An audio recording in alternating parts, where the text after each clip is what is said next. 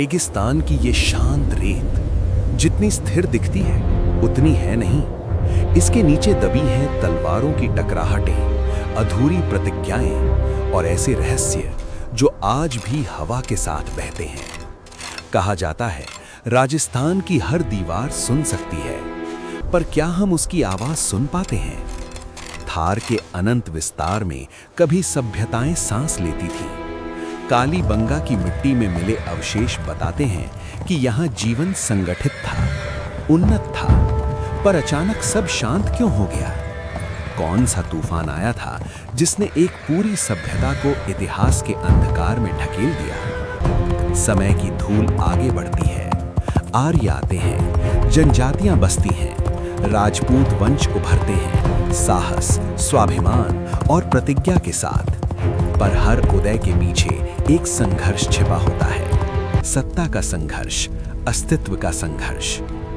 चित्तौड़ की प्राचीरें आज भी अडिग खड़ी हैं। उन्होंने 3 जौहर देखे, 3 बार अग्नि की लपटों ने स्त्रियों के साहस को अमर किया। क्या वो पराजय थी या अस्वीकार की अंतिम घोषणा? रानी पद्मिनी की कथा हवा में तैरती है, एक दर्पण में देखी गई छवि और एक साम्राज्य की जिद। क्या ये प्रेम था या सत्ता की प्यास जिसने युद्ध को जन्म दिया? फिर इतिहास के पन्नों पर उभरता है एक नाम, महाराणा प्रताप। वनों में भटकता हुआ राजा, पर झुका नहीं। हल्दी घाटी की धूल आज भी उस संघर्ष की साक्षी है जहां हार और जीत से अधिक महत्वपूर्ण था स्वाभिमान। दूसरी ओर मुगल सम्राट अकबर, रणनीति, कूटनीति और धैर्य का संगम। राजपूतों से युद्ध भी और संबंध भी, विवाह, समझौते, गठबंधन। क्या ये पराजय थी या समय के साथ चलने की नीति? आमेर का महल शीशों से जगमगाता है, पर हर दर्पण के पीछे छिपा है सत्ता का मौन संतुलन। जोधपुर का मेहरानगढ़ नीले शहर पर प्रहरी की तरह खड़ा है। उसकी दीवारों पर तोपों के निशान आज भी मौजूद हैं। कितनी बार आक्रमण हुआ, कितनी बार इसने सब सह लिया। रेत के समंदर में जैसलमेर का स्वर्ण किला उगता है, व्यापार मार्गों का केंद्र, ऊंटों के कारवां, रेशम और मसालों की खुशबू। पर समृद्धि के साथ आया लोभ और संघर्ष। समय बदलता है, मराठों की आहट सुनाई देती है, फिर ब्रिटिश साम्राज्य की छाया राजस्थान पर पड़ती है। संधियां होती हैं, राजपुताना एजेंसी बनती है, राज्य स्वतंत्र दिखते हैं, पर निर्णय कहीं और लिए जाते हैं।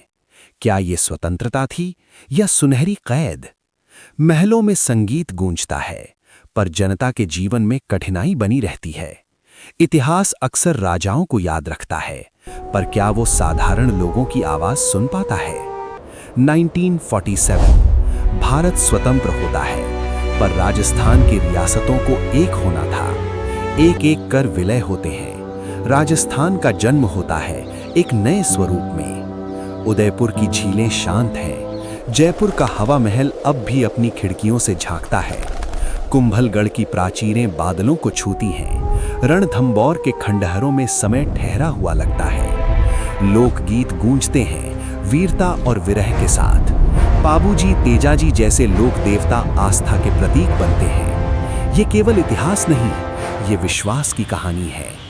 आज राजस्थान आधुनिक है, पर उसकी आत्मा अब भी अतीत में सांस लेती है। पर्यटक आते हैं, तस्वीरें लेते हैं, पर क्या वे उन दीवारों की फुसफुसाहट सुन पाते हैं? हर किला एक प्रश्न है, हर प्राचीर एक प्रतीक्षा, हर रेत का कण एक स्मृति। राजस्थान केवल युद्धों की भूमि नहीं, ये त्याग, नीति, प्रेम, विश्वास और स्वाभिमान का संगम है। और शायद इसकी कहानी कभी पूरी तरह सामने नहीं आएगी, क्योंकि कुछ रहस्य समय से भी अधिक शक्तिशाली होते हैं। जब अगली बार आप इस मरुस्थल की हवा महसूस करें, तो ध्यान से सुनिएगा। हो सकता है इतिहास आपको पुकार रहा हो।